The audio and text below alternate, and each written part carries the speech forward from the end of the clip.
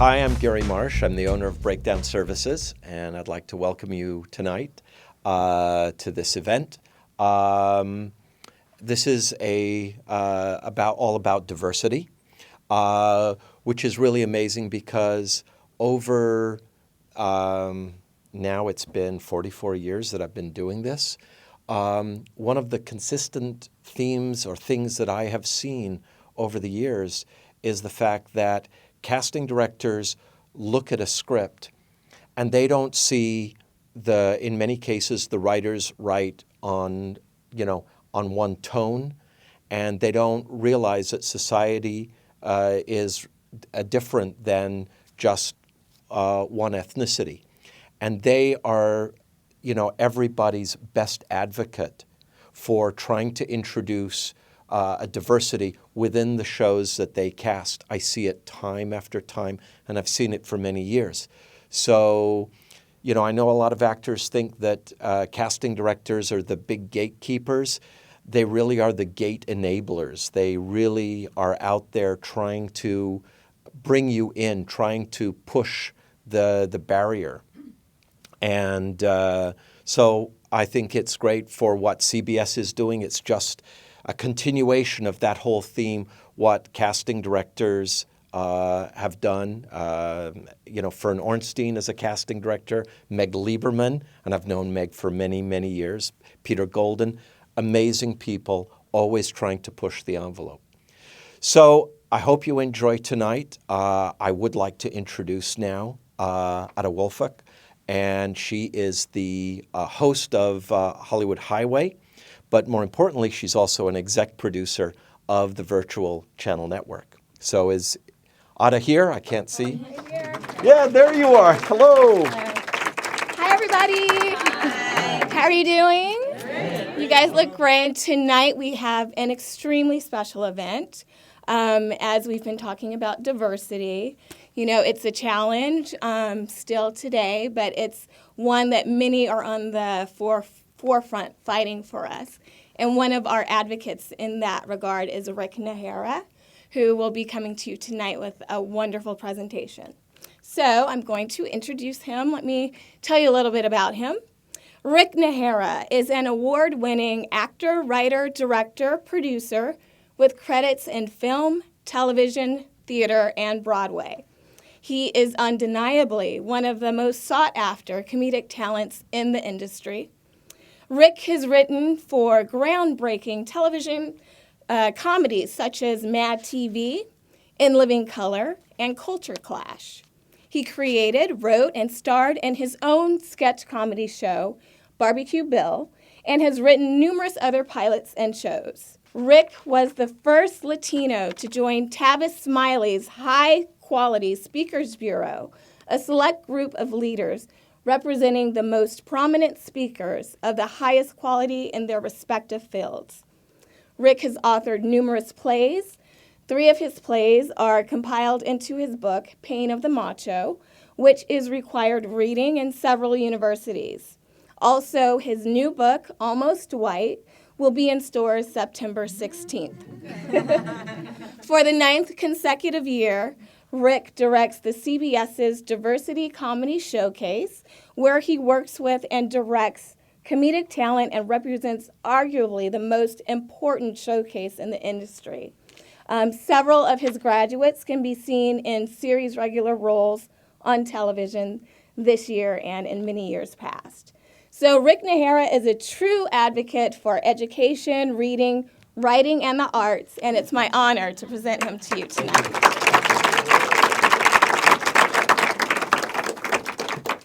Boy, I was hearing that and I just felt so tired.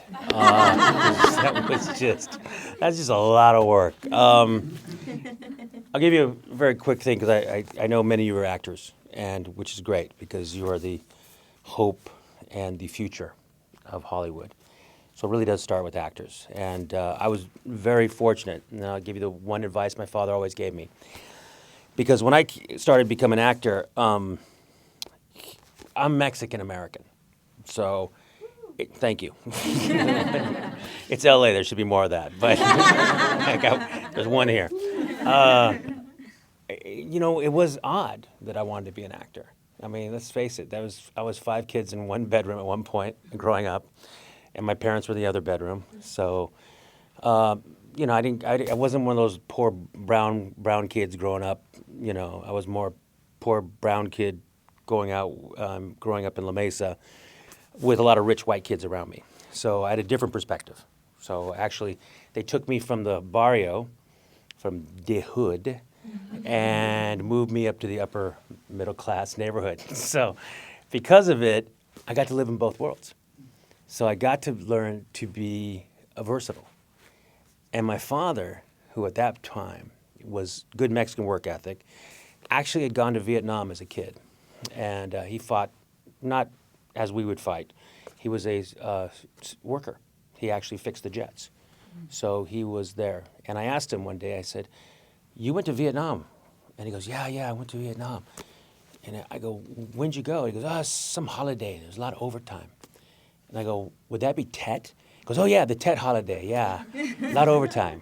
So a Mexican man will go to the Vietnam War during the height of the worst conflict in the world for the overtime. And so he basically instilled in me that, infused would be a different word.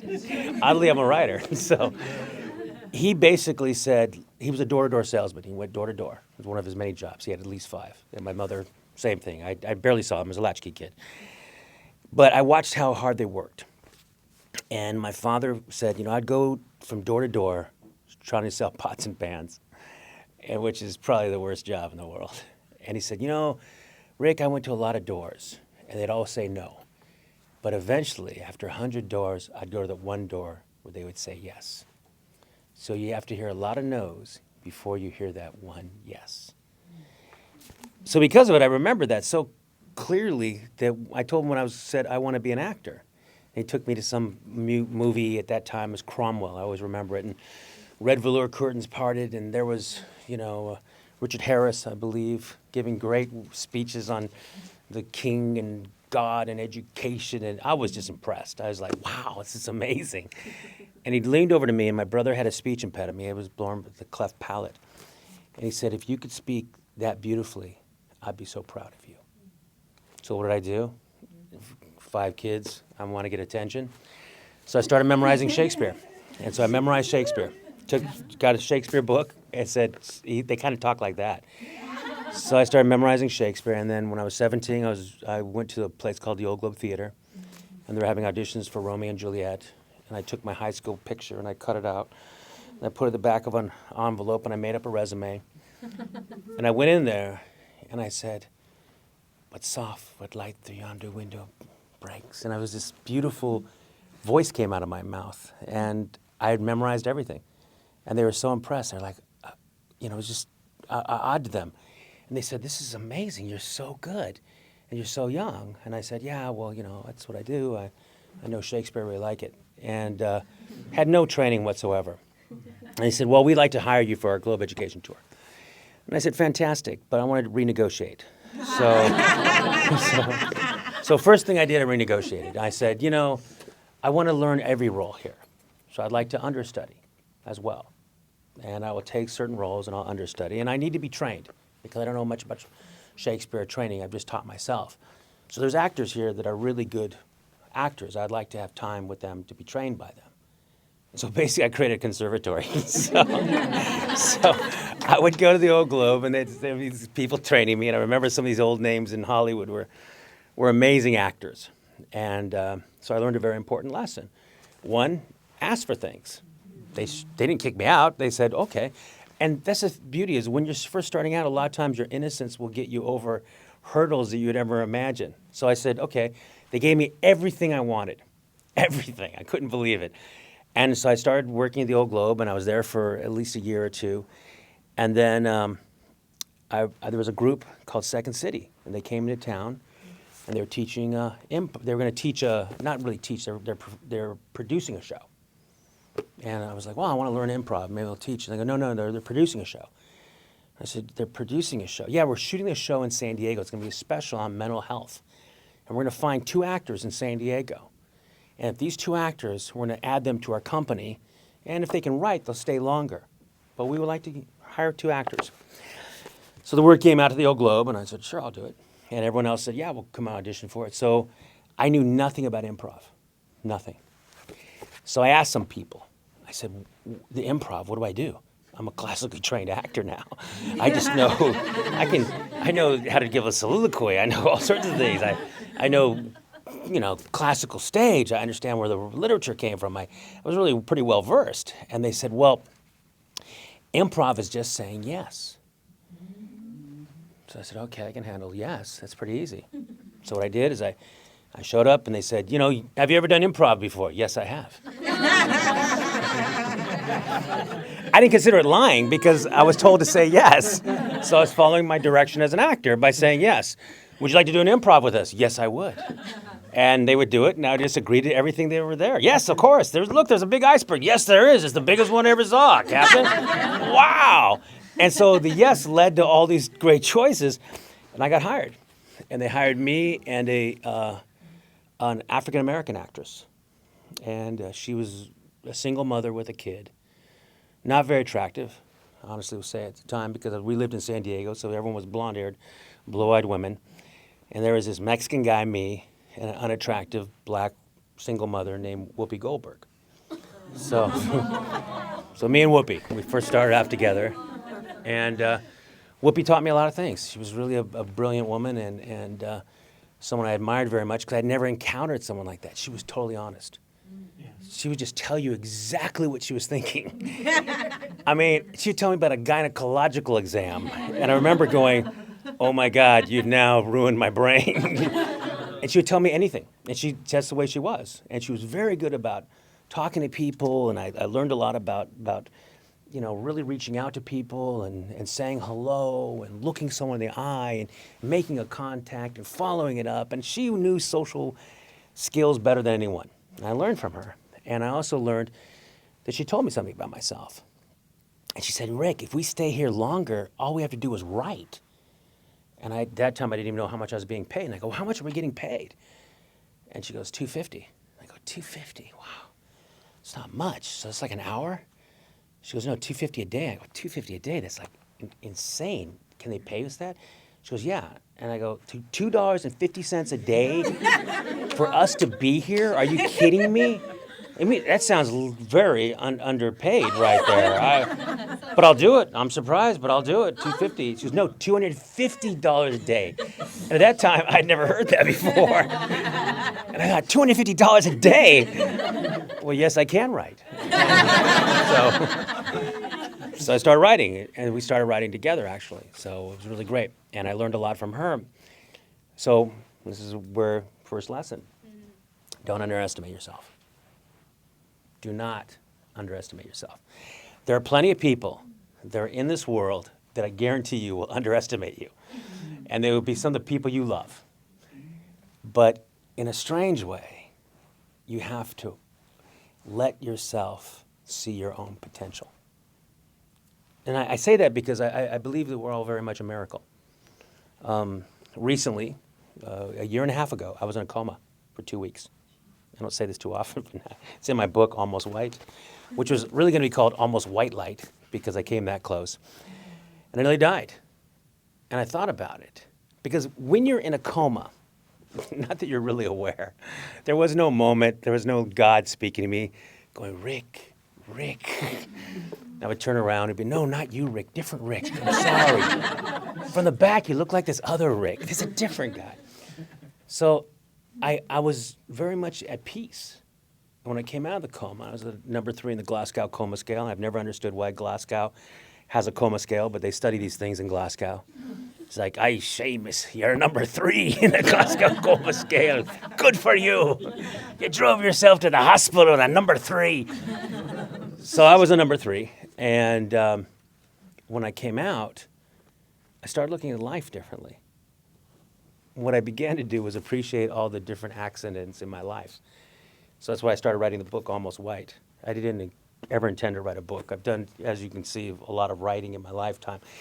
I never intended to be a writer either, just want to let you know. Writing is one of the worst jobs in the world.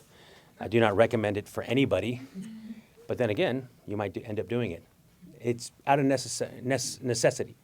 A lot of times as actors, we have to work out of necessity, which is great. Because if someone would have said, anytime during my life, you've got to do this, I probably wouldn't have done it. There's normally an obstacle. And as you know, as an actor, our acting is better when there's an obstacle. We have a strong objective. We have conflict. And conflict leads to drama, and conflict leads to comedy. And at that time, when I started writing, Whoopi said, you should write more. And I said, no, Whoopi, you don't know. I'm a classical actor. I don't even want an AFTRA card or a SAG card.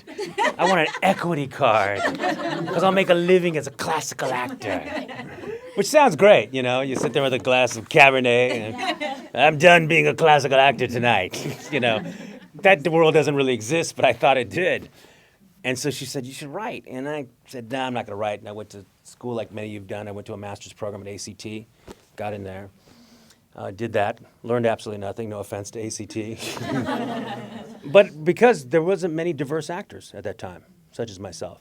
We were a very rare group back in Hollywood back in those days, and even in theater. I mean, if it hadn't been for Zoot Suit, most Latino actors wouldn't have worked at all. So we had to wait for that one big play, and I noticed it in George C. Wolfe's Colored Museum. It was a great play, and great plays bring work for great actors. That's normally what we need. Actors need writers, writers need actors. We're on this symbiotic relationship. So at that point, I told Whoopi, no, I'm not going to be a writer, I'm an actor. And then, sure enough, as consequence has, and if you look back at your life, you'll see reasons why you're here. One of the reasons I saw was I came to Hollywood. I did a show called Uncle Vanya at the Huntington Hartford Theater at that time. And basically, my job was this. Someone hurt their back at ACT and could not move furniture. So they dressed me as a peasant, and I'd walk and move furniture. And I'd say, my name's Yorgi, how are you? And I'd put down furniture. And that was my job in Uncle Vanya. Basically, Yorgi. They had made up the name. So Yorgi would bring a table on and sit it down, and Yorgi would go harness a horse or something like that. But they paid me equity dollars, and I came to Hollywood and had enough money to buy a car, and I jumped ship. So I got an apartment. I actually rented a room from a guy. And he used to watch me. He'd say, Rick, you're a writer. Why don't you write more? Now, Whoopi Goldberg's telling me I'm a writer. And I said, no, Whoopi, what do you know? And here comes another person telling me I'm a writer. That person was John Wells. He created ER, all that stuff. So I kept going, wait a minute, this is getting ridiculous. Everyone who's really famous and good is telling me to do something I shouldn't be doing, that I'm fighting against. So I started writing, and I did a play. And this is where we talk about actors of diversity. You probably have to do more than any other actor. Because the thing is, your career becomes more and more about you, about what you do with it.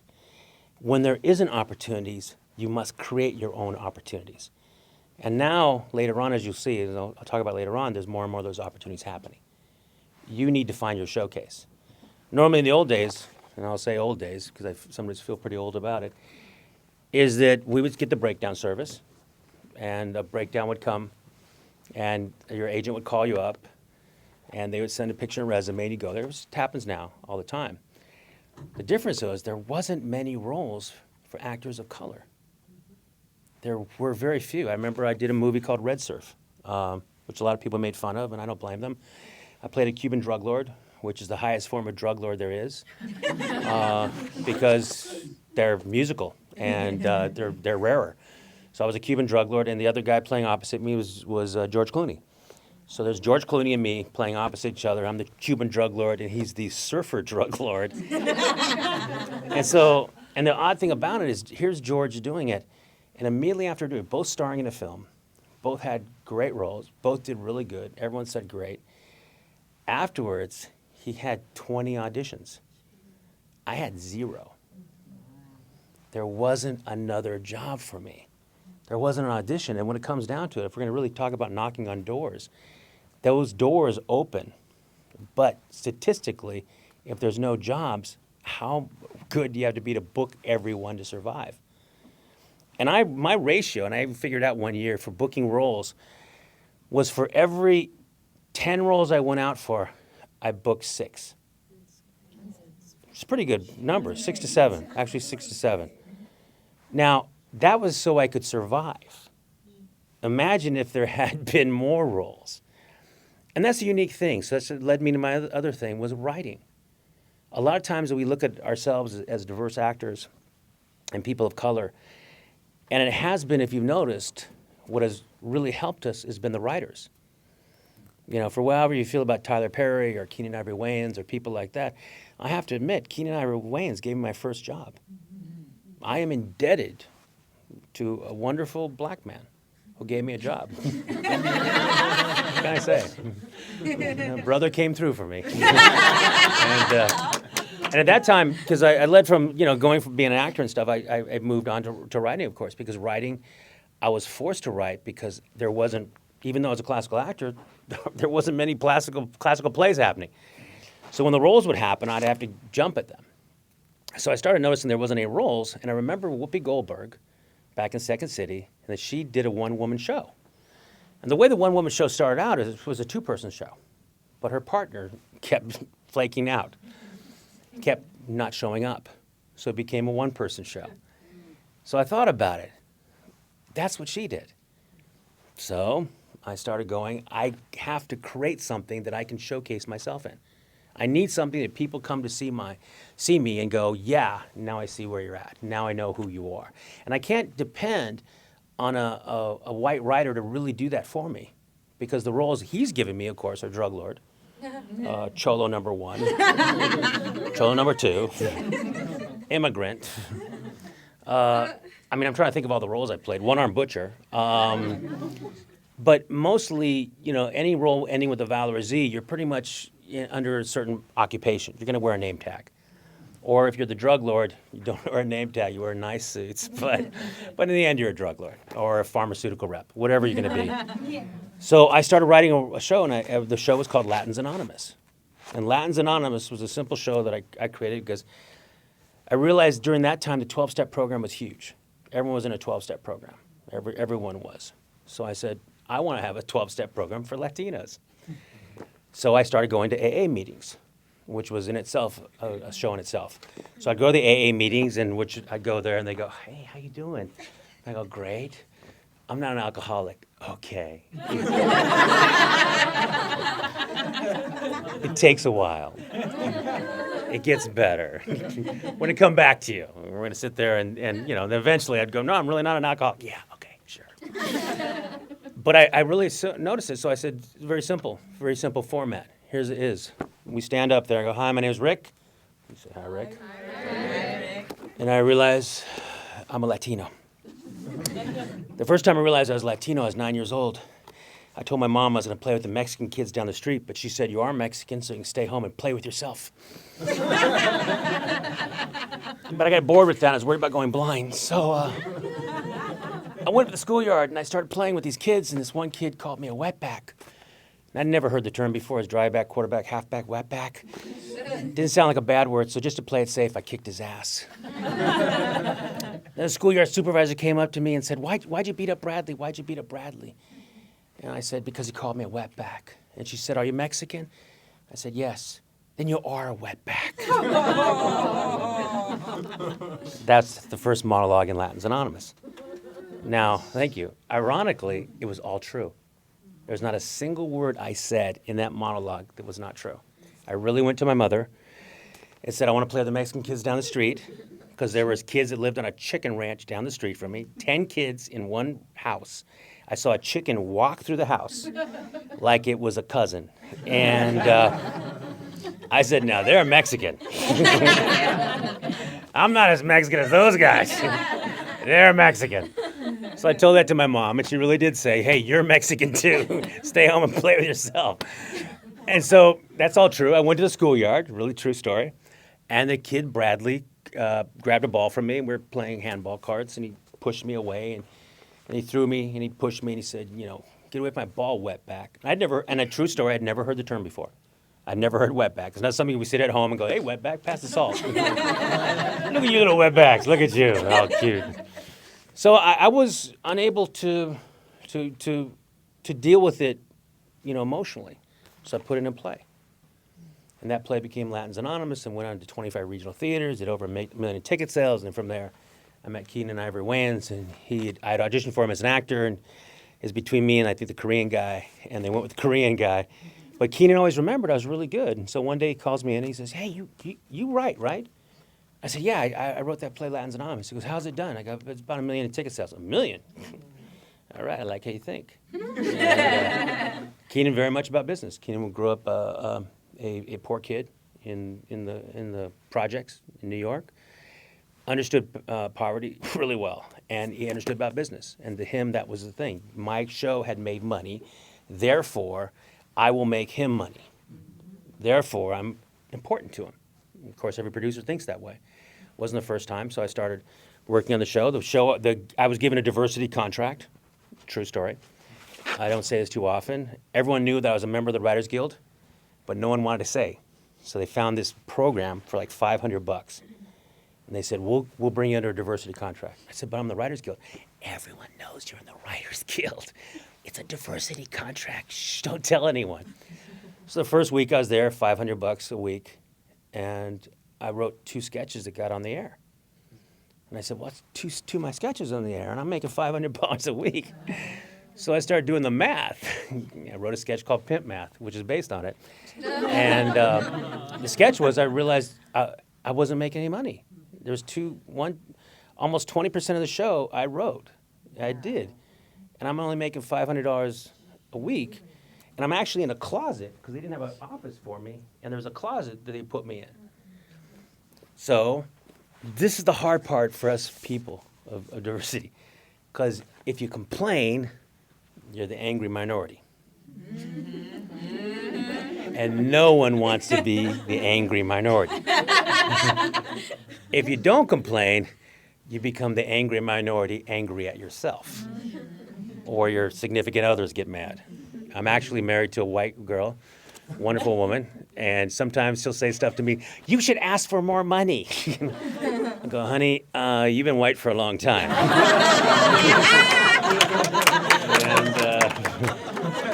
And if I was you, I would. But how do you explain that? You know, how do you explain that? So I actually went to Keenan and I complained. It was one of the first time I complained. And I assumed I was going to get fired.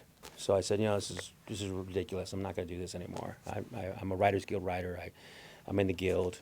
I deserve a contract. I'm out. And so Keenan looked and he said, "Yeah, all right, you're in." And they gave me a contract. So I started the whole process. So I lasted there a long time until Keenan left.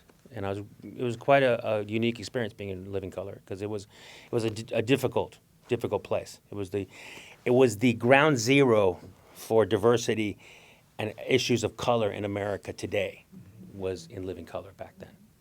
It was odd for me because I was Mexican. But I learned the power of writing. I learned that if I wrote a role, I could actually see it on camera. And that's a very powerful thing. It's something really sweet about that. You actually write it and you see it happen. And one day, to illustrate that point, the guy used to bring in all my food at night because they fed us really well. One thing about Living Color is fed so well is ridiculous, because we're all frustrated writers there. So we would take it out in the food. So it'd be like, "You bring me the best sushi of all time. I want great," it's like we name off all this stuff, and this one runner guy would go bring us, Tim, I remember him well, would go bring us food, but he kept getting heavier and heavier as the year got by. And so the writers would say, "I know you're in your car eating my food. I know you are. That's what you're doing, Tim." And they had pictures of him sitting in a car crying with shrimp going, "I just don't like my life anymore." And so Tim came into my office, and I was really depressed at that time, which in Hollywood you'll get depressed at times. Trust me. It will happen. And you will get the depths of depression. I always say, save it for the role. Save it for the role. But he was depressed, and he came in one day and he goes, "All I've ever wanted is just to act. I came to Hollywood to act." And I'm looking at this guy, and I just go, wow, I used to act. It was a good life. I remember, no one was yelling at me. It was like, "Mr. Najera, we were ready on the set." Now it's like, "What is this script? It's trash. Are you kidding me?" Because for writers, it's a whole different ballgame, because we're treated, it ends with us. If there's here's a blank piece of paper, make a show. So the writers have extreme pressure. And so I had extreme pressure. And so Tim walks in, and I said, hey, Tim, what do you want to do? Because I just want to act. I said, damn it, you're going to act. So I wrote, the fat man walks into the room with a pizza and says, hey, Jim, here's your pizza. Jim Carrey says, thank you. I wrote the rest of the sketch. Sure enough, fat man walked into the sketch and handed him a pizza. That was Tim. And it made me really happy. So I started writing roles for Tim. I think he did about 8 roles. He did about 8, jobs. And I was really kind of happy. And one day I remember sitting there, and the power of writing was to include people that are like-minded with us. Include people in our world that we make our world better. And it is, because in a lot of ways, Hollywood has been unable to reach out to people of diversity. And even when they think they're doing something really good, you go, not really. I get that at times where I'll go, hey, we should have more people of color here, anywhere I go. And it's not because it's for myself. Listen, I'm not even exactly the darkest Mexican you'll ever see. Really come to it. I have a unique position in the book Almost White that I could have claimed to be white. I could have been like, my name is Rick Rivers. How you doing? I'm from New Jersey. But I couldn't do that because I couldn't abandon who I was. Now, I'm not saying any actor, it's an art.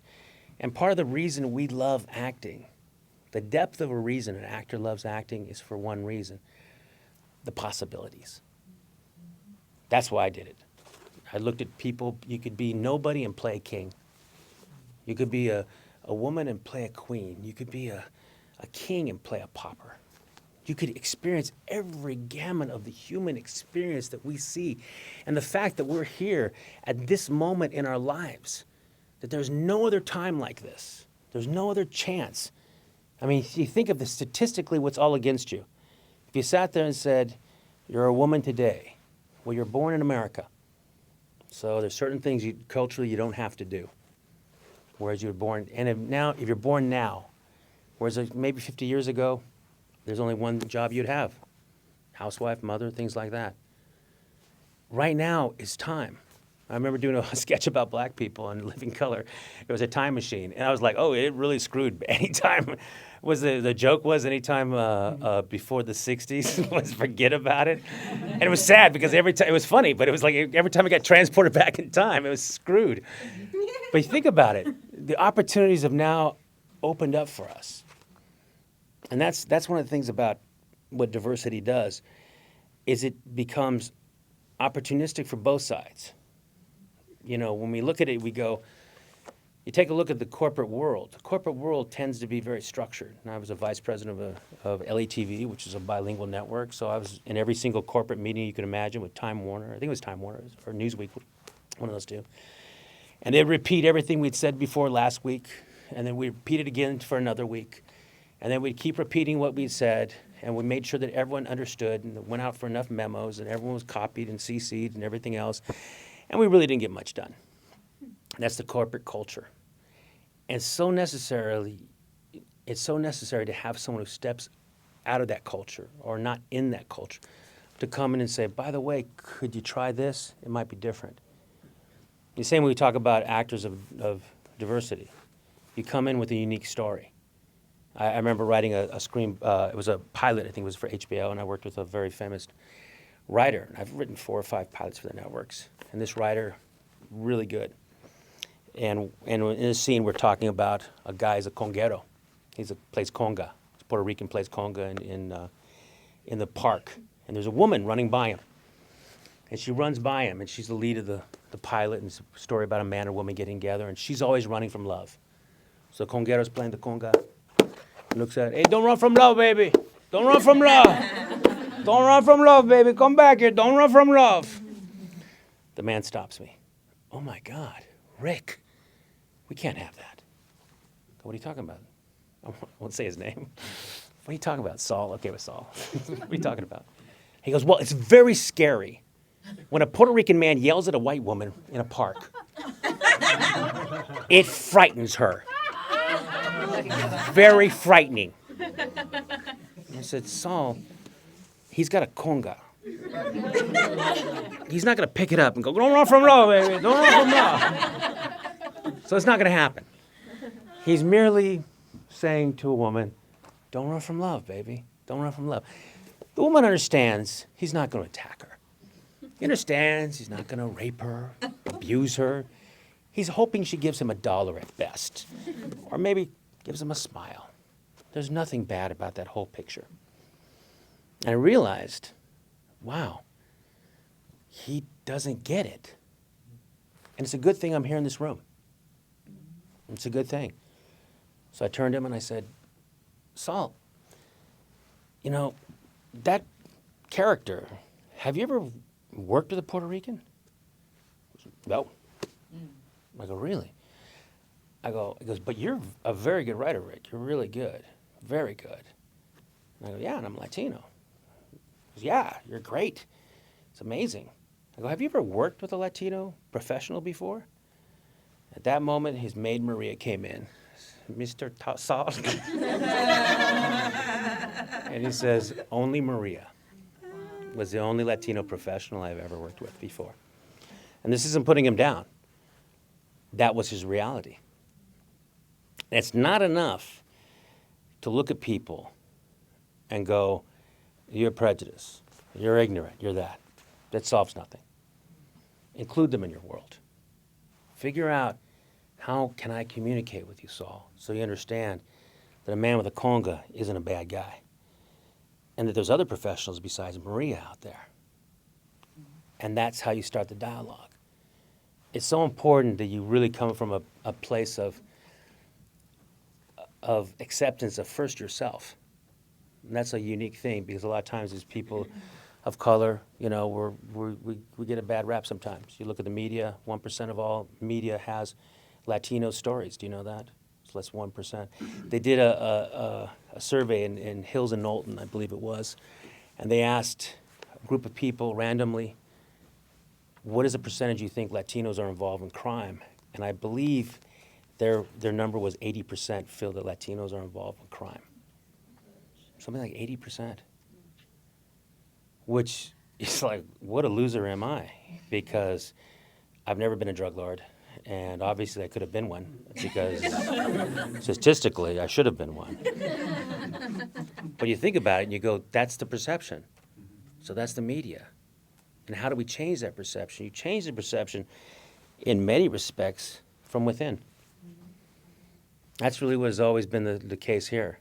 You know, of looking at things and changing a perspective from within. I work with people all the time in the business, and I have to tell you, it's never vicious. No one ever sits there and says, I want to figure out today how I can stop a black man getting a role. I have to figure out today before a Latino can get a leading role on TV before the day's over. I have to figure out how an Asian man can never play a sexy character on screen. I have to figure out all these things. It's not that at all. It really comes down to people knowing other people. And when you look at the statistics of who puts up writing, most writers are young white males. That's it. Most writers are young white males. And according to the Writers Guild of America, Latinos are treading water at best. That was their actual verbiage for us. And I was on a plane one time with at least 3 Latino writers. I'd written Nothing Like the Holidays. The girl had written how Real Women Have Curves, Josefina Lopez. And I'd written Nothing Like the Holidays. And we had one other writer with us. And we both said, we looked at each other and I said, if this plane goes down, 1/2 of the writers, of Latino writers in Hollywood, are going to be destroyed. If I was a white supremacist, this is the group I'd get right now, because this would be so good. And that's the truth. So what changes that? And what looks at it a lot of ways, and you know, I'm very thankful to CBS for the fact that CBS has supported me for close to, I guess, 9 years now. And with the diversity program. And I tell people in the diversity program, I said, first of all, there is no legal reason CBS has to do a diversity program. There's no legal reason. There are not, the Alabama National Guard is not going to march me into CBS with my books going to be here. Nothing like that. Nothing like that. They do it, I believe, because a lot of people behind it want to see change. And they want to see more people that reflect the audiences that we serve. No one is against the idea of community. No one is against the idea of friendship. No one is against the idea of you making my life better by your presence in it. No one has ever been against that. It's the fear that holds us back, or the ignorance. When the writers in a writer's room go, we need a doctor, Indian, and maybe goes to a dry cleaner, Asian, and then he gets his lawn cut, Mexican, and then he goes, talks to his rich boss, white, and then, as you can see, it's naturally, because these stereotypes do exist. It's not that there's never been the scared brother, there's never been the gardener, there's never been the drug lord. Those things do exist. The question is when you put the media spotlight and focus on that. And that's what changes it. When I became a writer, what it gave me the opportunity to do, and consequently a director and all the other things, was I was able to tell my story uniquely. And at first I told my story through a one-man show. I started off with a one-man show. And I think actors want to hear this because actors go, what do I do? What do I do? Because actors are normally, actors tend to be used to being trained. We go, I'm going to go to a program. They're going to teach me what to do. I'll go to a casting director. He'll tell me where to go. I'll get cast, and a producer will set up this place, and then I'll go to hit my mark, and I'll do what I'm doing. I need about 100 people to get me right here. And they're not used to thinking, how do I make that happen? When I think about it, when I first showed Latins Anonymous that led to In Living Color, I got together 4 actors. And I said, we're going to write. And they said, well, we don't know how to write. You'll write. We'll just join you. And that's why, and everything's be written by Latins Anonymous. That's why the name, Latins Anonymous. I said, no, I'd like my name on my parts that I've written, and I think you should get there too, and I'll help you write. I'll teach you to write. Because, writing is not as difficult as you think. Because what have you done for the last 20 years? Well, I've acted. Yeah, you've acted. What did you do? I said lines. You said lines. Written by who? Writers. So you've had lines of writers go through your head every single day. And you've read lines of writers, and you've been around writers. Couldn't you have learned anything? Now, of course, an actor goes, wait a minute. The writers I read is O'Neill, Shakespeare, the guy who wrote Breaking Bad. The great writers of our time. And I get a chance to perform those writers before they don't give me a call back, but that's my life. Well, the truth is, I told those actors, I said, you can write. Me and Whoopi never knew how to write, so we had to write. After a while, a lot of times it was writing, so I started writing. Now, I never said I was a great writer, never said I was a good writer, never even said I was a funny writer, I just said I was a writer. And eventually the show became Latins Anonymous. So the first part is getting over yourself and saying, I'm going to do something I haven't done before. And of course, I also trained for it. I went to the Warner Brothers writing program. I did a lot of different programs. Not to say that they taught me everything, but it helped. So I wrote a play. That play went on to this. Then next came Latins Anonymous, or was another play. Before that was Pain of the Macho. The Pain of the Macho was a one-man show that I did at the Goodman Theater in Chicago. And the group was a solo series. Now, talk about embarrassing and intimidating. The solo series, they chose 3 solo artists from around the country to go up and do a solo show at the Goodman Theater in Chicago.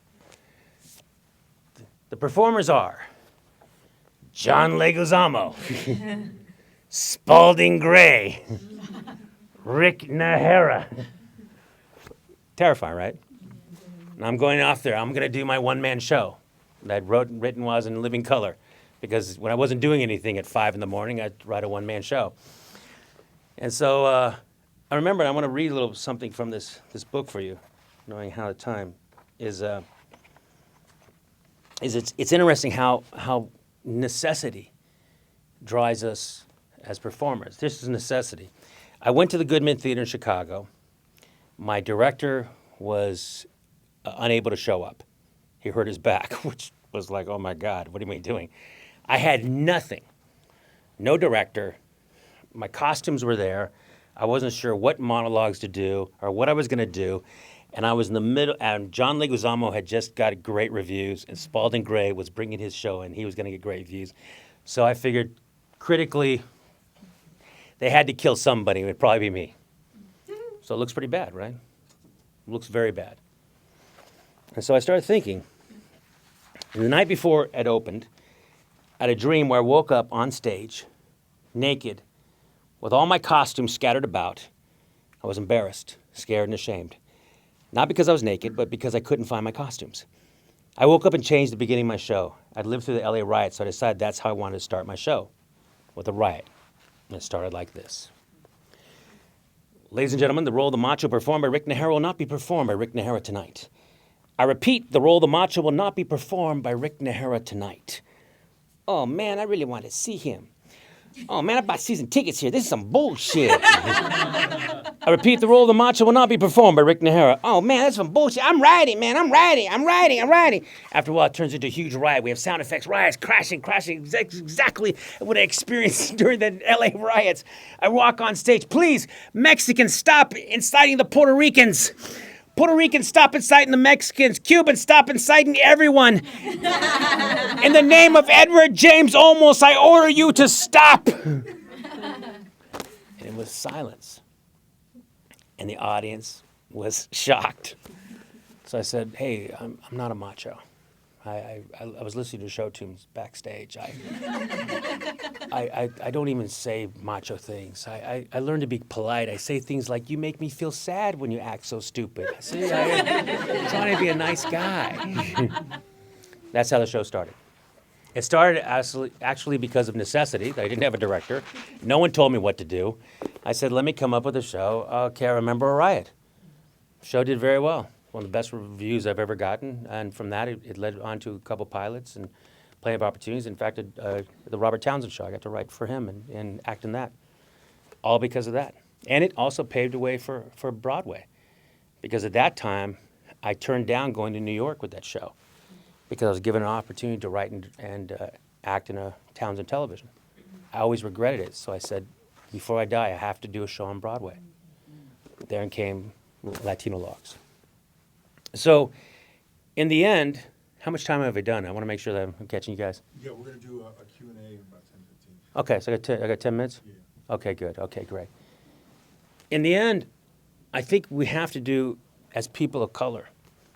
And I'll tell you, if you're a white person, you're still people of color. We're the one group that's inclusive. You know, I mean, if it comes down to it, it takes very little for me to go, hey, you're Mexican, join me. Okay, you know, I mean, I don't go, oh, please let me join your oppressed minority group, please. I mean, it's amazing. We are inclusive. You know, when you think about it, when I'm talking about Mexicans, we're the guys who invited the white guys to Texas. We're the ones who did it. We said, come to Texas. Hey, come on down. We didn't know they wanted to import slaves and do things like that. And all of a sudden, they're in the Alamo, and we thought they were our guest. And when you think about it, you know, the Aztec Indians invited Cortez into this Tenochtitlan. And if it comes down to the Puerto Ricans, the ones who invented barbacoa. They had barbecue on the beach. And when the Spanish came over, they said, come on down. We got a barbecue. It's going to be great. So we're the inviting culture. We're the inviting people.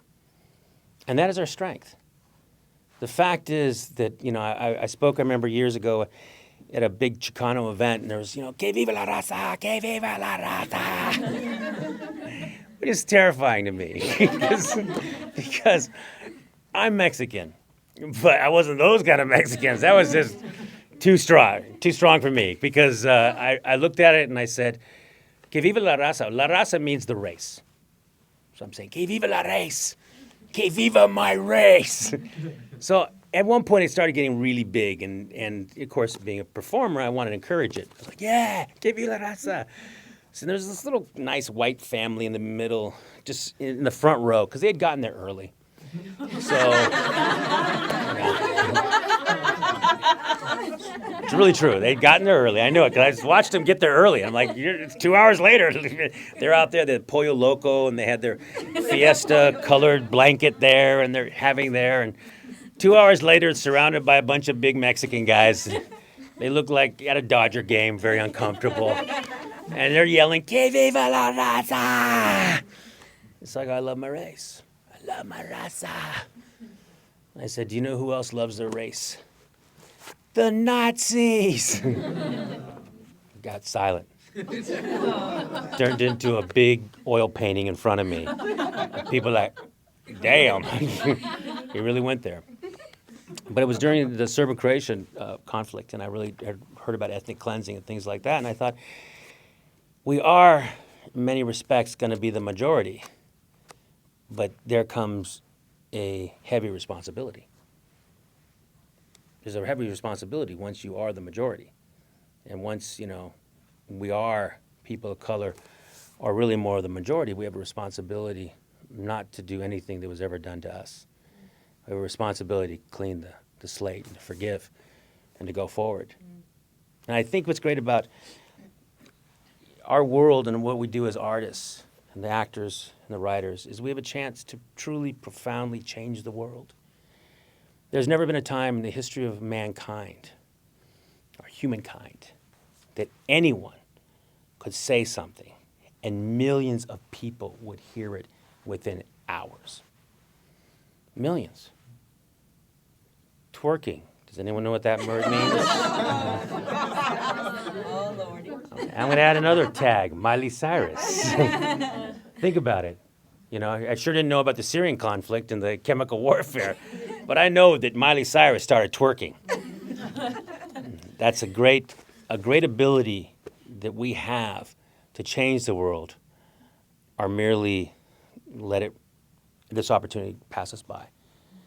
My last case in point, I went with my son to see number 42, the Jackie Robinson story. Now, my son is the cutest little white kid you'll ever see, but he's Mexican. He's Mexican, and he calls himself Mexican. He's very proud of being Mexican, and that makes me very proud. Because, of course, when my kids were born, they all look whiter than me. And my wife, blonde hair, blue-eyed, she runs the Mexico Report, and she creates a blog, and she's involved in her whole company's all about Mexico. She's doing quite well. And she speaks better Spanish than me, so there's a lot of embarrassment that I have. Because she took my land and my language. So. But the funny thing is, my little kid, who's very, very white, I took him to Jackie Robinson's story. And I didn't know how he would handle it. He was only 10 years old. And so he's watching Jackie Robinson, and there's one point one of the managers, I forget it was the Phillies or one of the bad teams, Phillies? Oh yeah, those bastards. Starts calling him the N-word, Jackie Robinson. I don't think my son had ever heard the N-word before. He was shocked. He knew it was something really bad. Later on, I saw a Trayvon Martin case, and he saw that. And he said, "Hey, Dad, why'd that man shoot Trayvon Martin?" And I said, "Well, son, he felt he might be a criminal, and he was up to no good. There's a lot of various things. He was doing a neighborhood watch thing." He goes, "No, but why?" I said, "Well, he was worried. He was looking after his neighborhood, and he goes, 'cause he was black?" And I was like, wow, what do I say to that? So I said, yeah, pretty much, because he was black. What George Zimmerman, the white Hispanic, did is he looked on over and saw a young man in a hoodie who was black, and through years of central casting in his own brain, in his own mind, saw a suspect. Now, Trayvon Martin's mother saw her son. When I look at my son, I know my son. And I looked at that, and my son said, "That's racist. That's wrong." As only a 10-year-old child can, with such conviction in their voice, say. I said, "Really? I'm so proud of you that you saw that." He goes, "Hey, I saw 42. I saw the Jackie Robinson story." And I remember that. And we talk about, as a child, how I was so moved by seeing Shakespeare in the media. And when I look at ourselves, and I sometimes don't see ourselves, our people of color in the world, and I look at and I imagine, if you will, a family album, and people put it out, and you're a member of that family, and they purposely cut you out of every single picture that you should have been in. That's what people don't know. And that's what we need to explain. And that's what we need to do. I tell actors, your job is not to change the words. It really isn't. That's my job as a writer. Your job, depending on where you are as an actor, is to get the role, do the best you can, and hopefully later on in your career give back. Because it's never about, what you're doing in the future. It's who you're helping out behind you. The future's going to happen. Reaching out to another person is so important. And I have to say, being at CBS for over 9 years, there are amazing stories of people that I did see helped. And I'm proud of that. I am. Sometimes people go, you could be doing more. You're absolutely right. But if I wasn't here, there may have been less. And that's why we have to always do what we can to get in front of the camera, get behind the camera, to create opportunities. And when I think of it, my little son, sure enough, he saw Cromwell, same way I did as a kid. He was there, I was watching Cromwell. And he looked out there and he saw Cromwell, the movie, and he said, Dad, where are the women?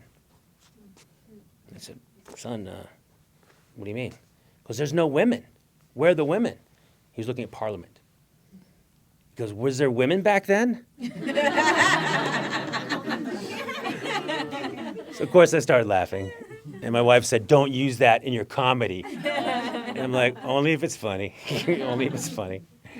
I said, no. I go, yeah, there were women back then. He goes, I know there were women back then, but why aren't they there?